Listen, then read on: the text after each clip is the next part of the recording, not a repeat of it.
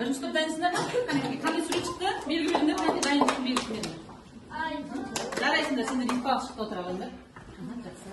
Bu jahonda 3 topga bo'linib, birinchi top A to'g'ri, ikkinchi top B to'g'ri, uchinchi top mana to'g'ri. Endi bugun topda biz top erejasini esimizga tushirib, saboqda bir-birimizni silaymiz, admin tarafında top erejasini bilesin degan top erejasini saqlab turamiz. Endi biz sizlerdi bugün sabahtan mühimmen bağlayın olamız. Aldığında belki mühim.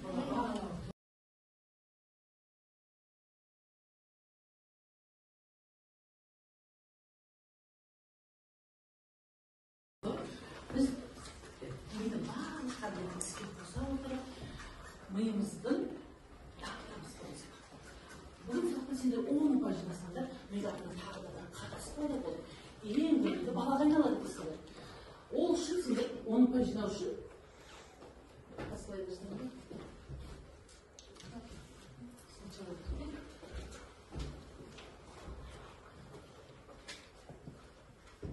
Hani 10 pajina şu bakalım elimde nasıl olacak.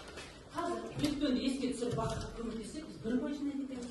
Балалар сендер зерттеу жұмысын жасай отыр. 3 пажинасындар, және де қорғау жұмысымен посттарларды қорғай отыр. 2 пажинасындар, дәптермен жұмыс жасап, тағы да 2 пажина тест тапсыра отыр. Жиыны 10 пажина, мына білімдерге білім қосылып, жоғары нәтижеге жеткізіліп келе ме? Неше жұмыс істеуге дайынсыңдар ма? Ең бірінші өткен еске түсіріп жіберейік. Бақаға көмектесейік. Өткен тақырыбымыз не еді? Қандай тақырып айтсақ? Жылу өткізгіштік дегеніміз не болған, иә? Қазір бастап жүрейік ойында. Осы жылу өткізгіштікке байланысты қандай білімдері бар екен, соны жылу оқшаулағыш затты атап еді. Көрпе. Көрпе дейсіңдер ме? Келесі жылу өткізгіштік қасиеті жоғары заттарды бірінші топтан кім айтады? Сіз айтып жүріңдер? Жастық. Жоқ, күртеше, таба, жылу өткізгіштік қасиеті жоғары зат қайсы? Есік деп ойлайсыңдар ма? Ал, бақамыз суға түспей жақсы жүріп келе жатыр, иә? Жылу өткізгіш затты ата. Терезе, қолғап, ыдыс қайсы? Терезе ме? Қане кекеп басы ғой шетінен? Жүріп бар басы. Өткізгіш зат, терезе деп ойлайсыңдар. Өкінші көрген терезе емес екен? Иә, суға түспей. Көрпедесіңдер ме? Келесі жылу өткізгіштік қасиеті жоғары затты ата. Бірінші топтан кім айтады? Сіз айтып жүріңдер? Жастық. Жоқ, күртеше, таба, жылу өткізгіштік қасиеті жоғары зат қайсы? Есік деп ойлайсыңдар ма? Ал, бақамыз суға түспей жақсы жүріп келе жатыр, иә? Жылу өткізгіш затты ата. Терезе, қолғап, ыдыс қайсы? Терезе. Келесі. Жылу оқшаулағыш затты ата. Тоқымағыз. Дұрыс айтасыңдар ма? Қай басыңызшы? Ерткен андасам. Ой, тамаша, дұрыс екен. Енді ең соң сұрағымыз қалды. Ауасыз бос кеңістік қалай аталады?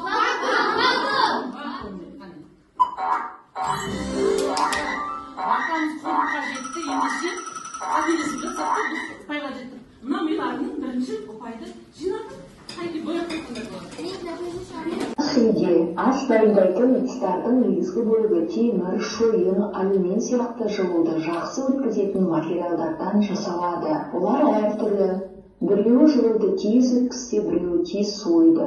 Біреуі жылуды баяу өткізеді, бірақ ұзақталады. Ас үй ыдыстарының тұтқасы мен ағашы. Ендеше біз заттарды жылу өткізгіштік қасиетіне байланысты өмірде қалай пайдаланады екен? Бүгінгі сабағымызда кітабымыздың 18-19 бетін өтетін боламыз. Сабағымыздың тақырыбын таныстыруға енді осы ыдыстардың өмірде қалай қолданамыз сабақтың тақырыбына байланысты айта қойыңызшы. Ас пісіретін ыдыстарды неден жасайды? Неден жасайды? Қандай заттан жасайды? Ағаштан жасайды.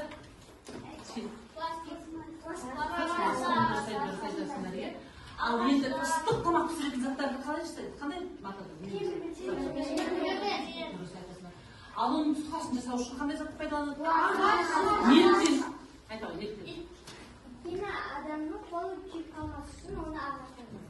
Өйткені ағаштың ішінде ауа бар. Ой, тамаша, жарайсың. Ал ыстық қазанды күйіп қалмас үшін оның қалай ұстауымыз керек біз? Ыстық ыдысты ұстау үшін мақтасы салынған қолғап киеді. Неліктен? Қазіргі кезде мұндай қолғапты себебі ағаш пен сақтайды. Екеудің біріншісін тастан, ал екіншісін ағаштан салынған. Қабырғаларының қалыңдығы бірдей болса, қыста қайы жылырақ болады. Ұстау үшін мақтасы салынған қолғап киеді. Неліктен? Қазіргі кезде мұндай қолғапты силикон деген материалдан да жасайды. Себебі қолымыз күйіп қалмау үшін қолғап киеді екен. Жылу өткізгіштік қасиеттер. Үй жылытуға пайдаланылатын радиатор. Қандай аттар дедіңдер? Дұрыс айтасыздар. Ал екінші деп айтылған жылу өткізгіш заттар дегеніміз қандай заттар айта қойыңыздар? Жылу әрдайым ыстық денеден суық денеге беріледі. Осы болысты жылу өткізгіш деп атайды. Жақсы, өте жақсы түсіндіңіз. Не өткен тақырыпты? Ал жылу оқшаулағыш зат дегеніміз не? Қандай бірінші деп айта қойыңыздар? Жауап қояйын оны. Жылу оқшаулағыш дегеніміз не айта қойыңыздар? Кім айтады? Жылу оқшаулағыш заттар қандай заттар?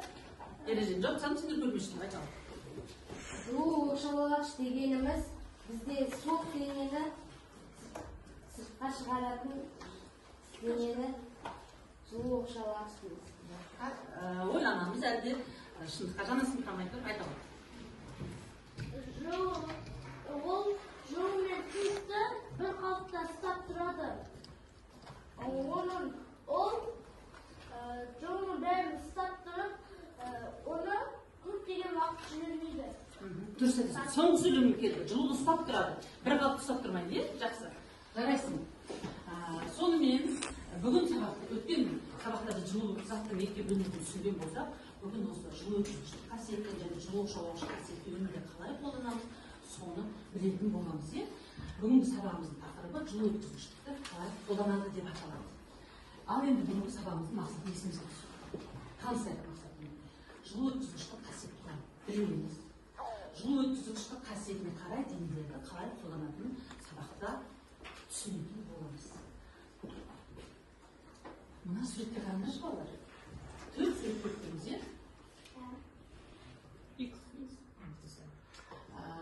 Бұл суреттерге ортақ не нәрсе? Неліктен емес? Кім айтады? Не ортақ бұл суреттер?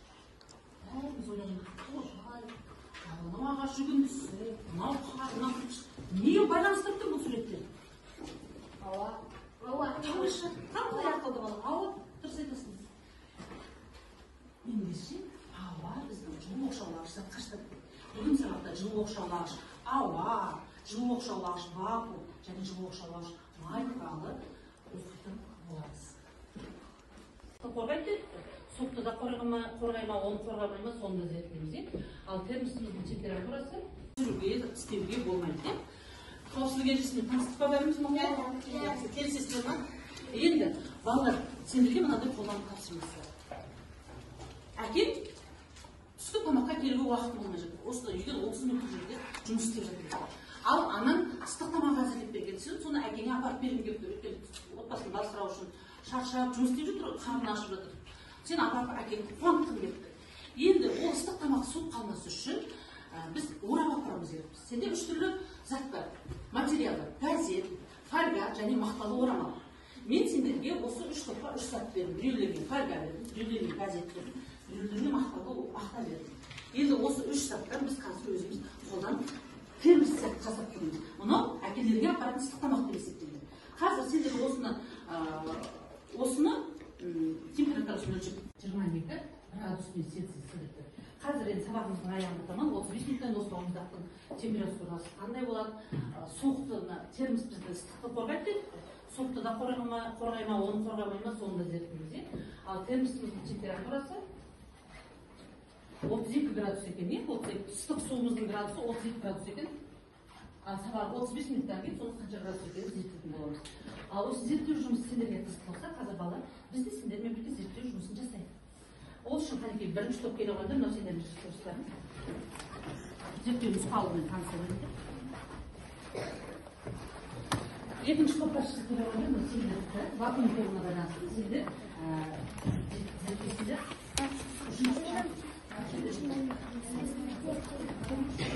Нұсқалықты алып, нұсқалықты оқимыз қазір.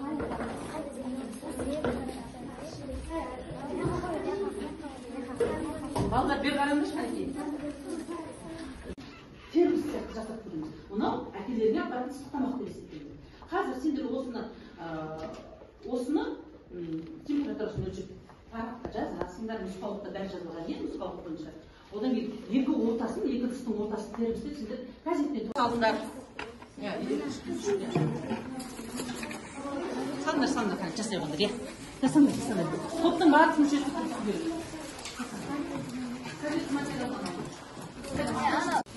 Жұртыңда қазір газет бір өзіңіз.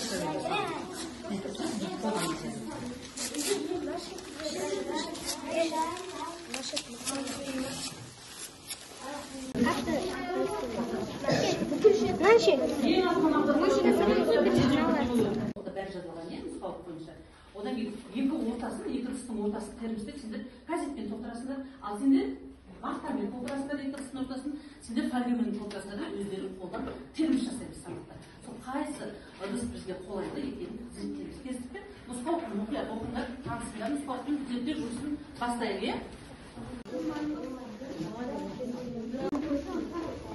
Зерттеу парағы ол. Бірінші бізде ең бірінші зерттеу үшін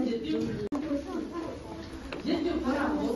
Бірінші бізде ең бірінші зерттеу үшін зерттеу сендердің алдарындағы жастарда 3 минут уақыт зерттеу жасаймыз. Қайсы үйім бар? Нұсқаулық бойынша жұмыс жасаймыз. Қойып қойыңдар, 15 минутқа қойып қойыңдар.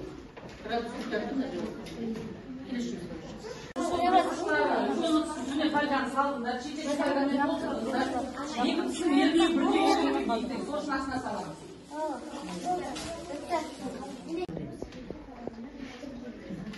Зерттеу су ауаны сорғалады ғой ішінде. Аша бар, аға өзің үшін. Суды бірақ жағыңдар, ол қанша жасыл? 35 арасында мынаның бәрі бір-біріне 37 градусқа шыққан. Әрбір 37 градус. Қандай жақсы сәтін. Енді бетін жауып қойыңдар, 15 минутқа бір жерге қойып қойыңдар. Осы жерге қойып қойыңдар. 15 минутқа. Апайлардың қасына қойып қойыңдар, да? Апайлардың тұқпашысынан апайлардың тұрған жерге қойып қойыңдар. Онда ұзын істесі сол жерге қойып қойыңдар. Болыңдар ма қанекей? Енді балалар мынаны алдыңдар енді. Қараңдар, қанша градус болды?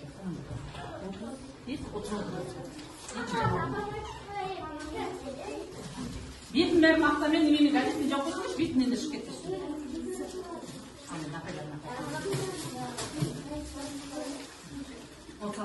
Жақсы. Ал балалар, зерттеуіміздің бірінші бөлімі бітті. Енді қазір 15 минуттан күте тұрыңдар. Ендеше 15 минутты уақытымызды біз қорғау жұмысына арнайық. Келсесіңдер ме? Тақырыбында зат жылуды оқшаулағыш заттарды зерттейміз дедік қой, е? Бірінші топ сендер майды зерттейсіңдер. Міне май туралы мағлұматтарды бөліп алыңдар. Бұл кітаптың 17-18 беттегі жұмыстар, ресурстарды пайдаланыңдар. Балалар, Ресурстарды алынып, мәтінде алынған бөлінген ресурс суреттер бар, соны пайдалана отырып, қорғау жұмысына дайындаламыз. Сендерге 3 минут уақыт беріледі, 3 минут дайындыққа. Сендер вакууммен, сендер сұрақтар.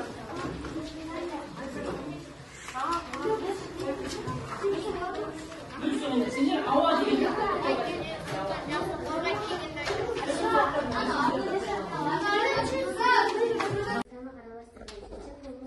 Ол қандай жақсы, е? Бұл тұғын. Мысалы, мынау жерде ыстық су түкпеу үшін осыны қолданады. Біз қолымызды Байденені соғыстан жақсы қорғайды. Солтүстік Антарктикада жылқанды ақаюлар сияқты жануарлар тіршілік етеді. Әрине, аюдың ішінде май бар. Суық суға түскенде майды қолданады. Жақсы болды ма? Ұнады түсіндіңдер ме? Майды қандай пайдаланып екен? Майды алғандар қолданады.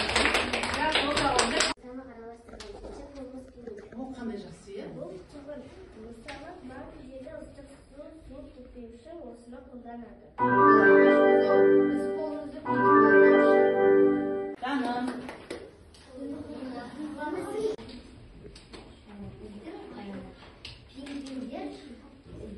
Ал пингвиндер майды қалай қорғанады екен? Түсін қалай? Балық итбақтың ішінде көп май бар. Олар өзінің майларымен көзді өмір алады. Олар суық ауаны өздеріне сіңірмейді. Олар жылы ауаны қолданады. Тыңдаймыз бірінші топ. Пингвиндер қысқа ауырмайды. Өйткені олардың денесінде көп май бар. Көп суға да түсе береді. Қандай олар жүре берді. Қандай олар жүре берді. Тыңдаймыз. Май қорғайды. Мұқият тыңдаймыз. Үшінші топ. Үшінші топ. Жылуды нашар өткізеді. Оның табиғатта кездеседі. Күнделікті өмірде де қолданылады. Мысалы, қалың жауған қар өсімдікті көрпе тәрізді қымтап аяздан сақтайды. Ал жүн, мақта, тығын сияқты заттарды тұрмыста жиі қолданады. Себебі олар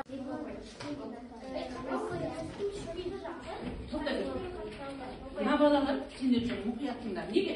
Өйткені мына кітапта берген білімді мен сендерге 3 бөлікке бөліп әкеттім кітаптың ішіндегі. Ауа туралы жаңа бірінші топ тамаша айтып берді. Енді мына термос туралы, термостың қасиеті туралы екінші топ түсіндіреді. Үшінші топ сендер май туралы айтасыңдар. Сол үшін мына кітаптағы білімді білмей қалмас үшін мұқият тыңдаймыз. Баста. Тұз кеңістікті вакуум деп атаймыз. Вакуум жылуды нашар өткізеді. Термостың сыртқы жағы пластикпен қапталған, ішкі жағы 2 қат көмірмен қапталған. Оның ортаңғы жағында вакуум бар. Бұл заманауи термос. Бұл темірден жасалған. Бұның ортасында вакуум бар. Бұл және температурасын өлшейді. Hadi koşun şimdi göster. Ha, üstün basın kriz gelin. Şınaş göster. Şınaş. Şu temir ekini, ilk kalan temir dedik. Sonra sırtı temir, mışık temirin ortasında ne var eken ballar? Hava var. Vakum var eken. Жақсы, ағайын. Термостың бірнеше түрі бар. Бұл термос шыныдан жасалған термос. Бұның екі қабат темірі болады. Мынау вакуум. Ал мынау термостың тұғыры. Тұғыры дұрыс қалмас үшін не дұрыс? Ал мынау термостың қақпағы. Жақсы, айталым. Не термостың өзін алып кетті ғой балдар не? Айталым. Бұл бұрынғы заманның термосы бұған Yeşil palazın екі қабат қапталған.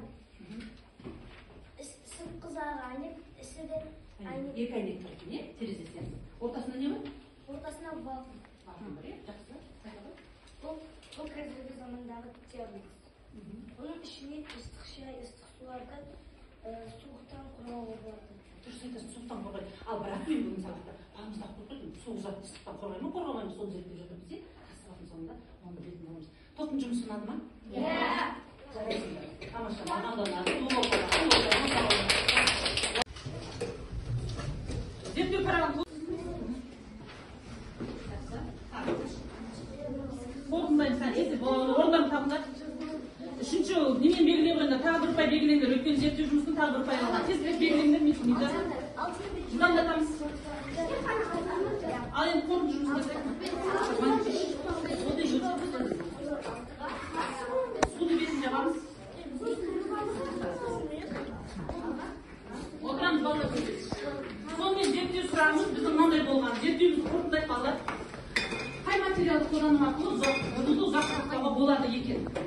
Мен міне қарап отырсам, газет 39 болған 30-ға түсіпті.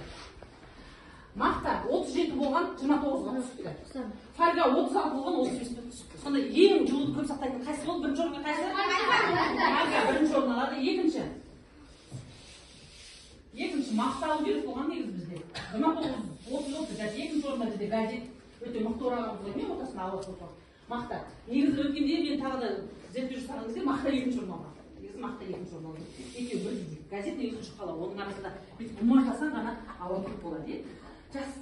Зерттеудің қорытындысы сонымен әкемізге ыдысты қандай не орап барамыз? Фольга. Жақсы. Келесі жұмыста көрсетсек. Мен өзімнің зерттеу парағымды таныстыра кетейін. Мен де балмұздағымды зерттедім.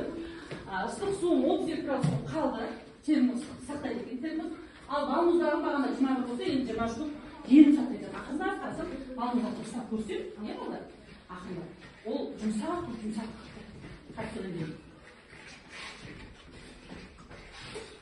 Міне, қараңызшы, жұмсарып, бөлме температурасында нық деп жұмсақ ерім.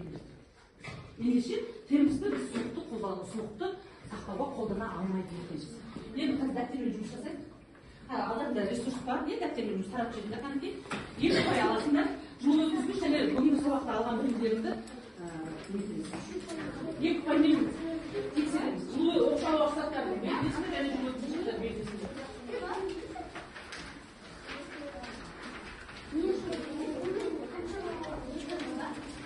Бір минут уақыт беремін. Нұсқауытты дұрыстап оқыңдар. Егер жылу оқшау уақытсыздар қойса, минус қойса, жылу өткізгіштер қойса, плюс қойыңдар. Қанекей тез. Минус пен плюс қойып белгілеп береміз.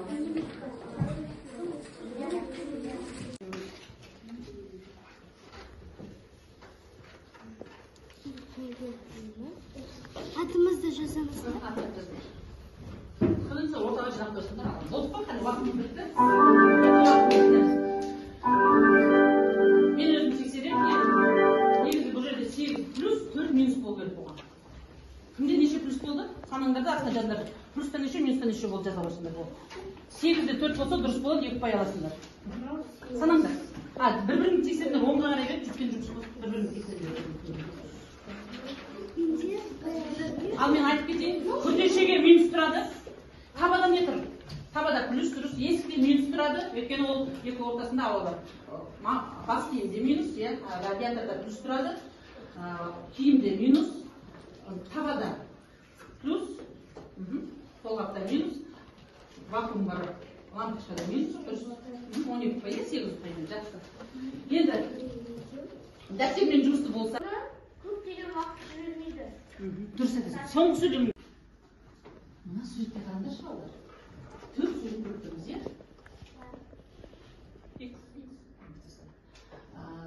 Бұл суреттерге ортақ не нәрсе? Неліктен деген сұрақ. Кім айтады? Не ортақ мына суреттер? Бәріміз ойлап қалай?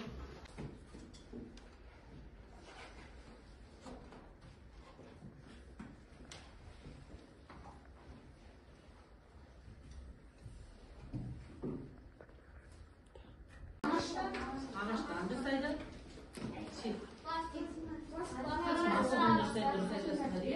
Ал енді Оның ішкі қабаты жылу өткізгіш. ал сонда енді қалай жылуды сақтап тұрмын? Бөлмеміз әлі ыстық болып тұр. Неге?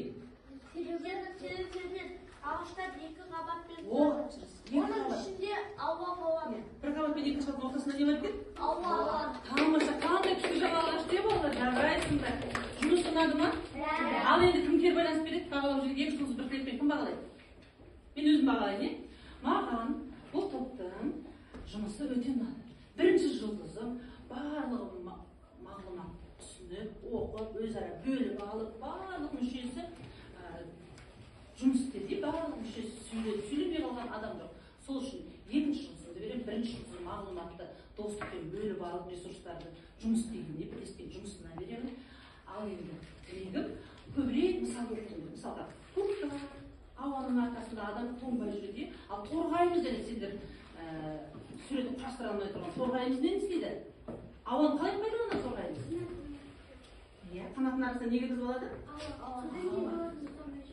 Дұрыс айтасыңдар.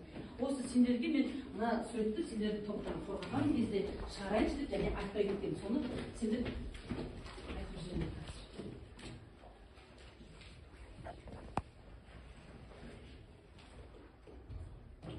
Бүгінгі сабағымызды тақырыбында бағамыз не қалды? Осы жерде қараңдаршы. Міне осы жерде барлығы ауаны қолданып тұр екен. Торғай қалай қолданып тұр екен? Қанаттармен. Мамықтардың арасында? Ауа. Ой, жарайсың, тамаша. Ал анау не? Қолымыздағы анау не? Ол мен қалай қолданып тұр? Оны қалай өмірде пайдаланамыз?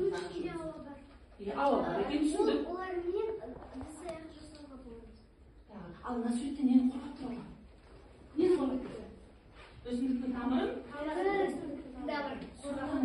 Жүзімде осылай жоқ қойып тұр, келешті жүзімдегілер келсе, осылай жоқ қойды үйлеріне бар. Ал ана қарды көрдіңдер ма? Қар не тұр? Суық. Қар суық, ал енді суығының қандай пайдасы бар?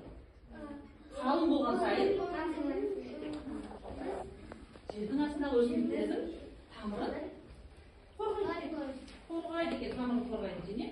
Ал кірпіштің арасындағы ауа не білдіреді екен? Ауа ол біздің үйіміздің жылуын ыстығын сақтайды. Дұрыс айтасың, қандай жақсы. Тамаша, жұмыс ұнады ма сендерге балалар? Ендеше бұл шапалақ, жарайды, отыра қойыңдар. Екі ұпайларыңды белгілесеңдер болады. Тамаша.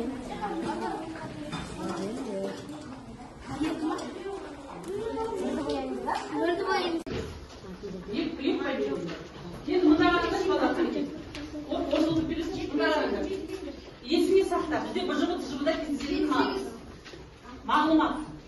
Балалар, дененің қапысыздығын және салқындығын қорғау үшін жылуды нашар өткізетін материалды қолданамыз. Тыңдай отырсыздар, құлақтарың менде.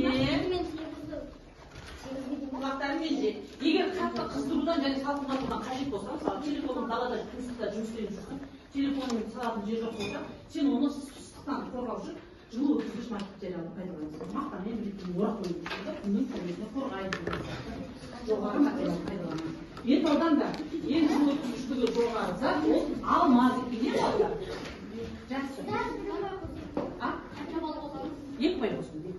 Енді балалар бүгінгі алған білімдерін бекіту үшін мен сендермен прикерсті тест дайындап қойып едім, соны қолдан екен. QR-кодтарын алыңдар. Бұда екі пай аласыңдар, тақтағаныңыз балалар. Жылу өткізгіштікпен оқшаулатын затты айтсаңдар бір пай, қасиетін білсеңдер тағы бір пай аласыңдар.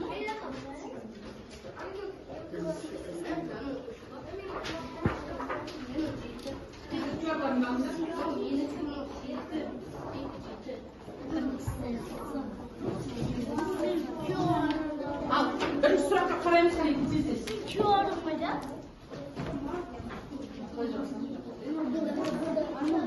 Алла. Сұрақты ол. Жылу оқшаулағыш заттарға мұз қасық, мұз самаурын. Асылбек дұрыс, Булат дұрыс. Бірінші топ қана жауап берді. Қайырбек дұрыс, Айтқалиев дұрыс, Серікжан дұрыс. Жауаптарын дұрыс мектеп, есебінде жауаптарын жазды. Енді екінші сұраққа өшейік. Екінші сұраққа екінші топ жауап берсін, е? Жылу оқшаулағыш заттың қазақ ата-бабамыз қазақи киіз үйде қай заттың жылу оқшаулағыш қасиетінің арқасында қыста тоңбай, жазда ыстықпай өмір сүрген біздің ата-бабамыз. Қане тексерейік. Біріншісі ауа ма? Ауа, өйткені кигіз дейді атамызды. Және ағаштың арасында ауа бар. Екіншісі киіз үй темірден жасалады, себебі ол тесілмайды. Үшіншісі май, соның арқасында атамыз тоңбаған, ата-бабамыз. Төртіншісі вакуум, өйткені үйде олар, оның ішінде вакуум бар. Al tekşireyim cevabı. Zaynettin cevabı Katiye. Arıcan dürüst, Sattar dürüst. Marat Katiye, Balkaş dürüst cevabı. Amanger'de Katiye cevabı. Dürüst cevabı ne ekan?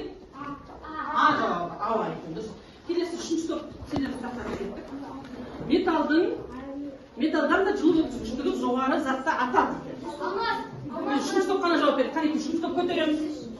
Көрмен тексерейді. Мағауия қате, Зәлиден дұрыс жауап. Мағауия дұрыс, Масалин қате жауабым. Алтайдікі дұрыс. Сен көрмей тұр, прям. Айдос қызы дұрыс жауабым. Жақсы. Кімдікі дұрыс болды? Плюс бір пай қойды, кімдікі минус болды? Бір пайдан айырасыңдар. Болды. Екі пайдан белгілесіңдер. Екі дұрыс жауап берсеңдер, екі пай белгілеңдер. Біреу қате болса, бір пай ғана белгілесің, бір пай белгілесің. Миымыздың нешінші бөлігіне келдік?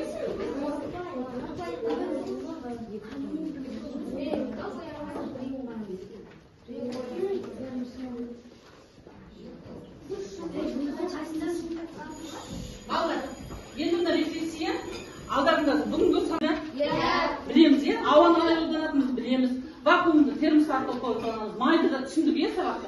Ендеше бүгін маған кері байланыс бере қойыңдар. Жүрек көзбен не көрдіңдер, соны жазыңдар. Құлақпен не естіңдер, соны жаза қойыңдар. Және жүрекпен не сездіңдер, соны маған жазып бере қойыңдар. Ал мидағы білімдеріңді, балдар. Мидағы алған білімдеріңді отыра қойсыңдар. Кімде оны қойып олды, маған көрсетсінші қанеке. Мида жаңа білім қосқан балдар. Жарайсыңдар, аттарыңды жазыңдар. Аттарыңды жазыңдар. Миды нәрлендіретін мен сендерге мынандай тамаша витамин алып келдім. Қазір маған аттарын жазасыңдар да бересіздер, мен сендерге витамин беремін деп. Апайларым сендердің бағаларыңды жарау күнделік кезінде қойып береді осыған байланысты. Анарлар маған өткенде аттарын жазыңдар, соған байланысты бағып береді. Барлықтарымен жетеді балдар. Маған бірінші рефлексия жазып әкеліңіз. Өйткені мен қатысып кетіп қаламын, бүгінгі сабаққа байланысты сендердің ойларыңды Тоқташыға жинап беріңдер, мен қазір кәміттен берейін. Жақсы ойлау өтеміз.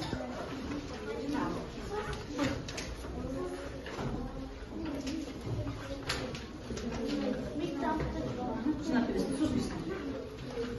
Сонымен сабағымыз аяқталды, балдар. Соны жазып беріңдер маған. Содан кейін сабағымыз тоқташыға жинап бересің. Үйге тапсырмаңызды қайталап келесіңдер балалар. Келесі жолы жұлдыз апайларым сендерден осы 17-18 бетті сұрайтын болады.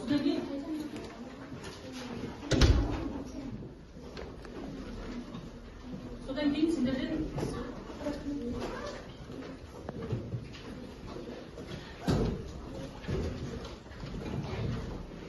балалар? Сабағым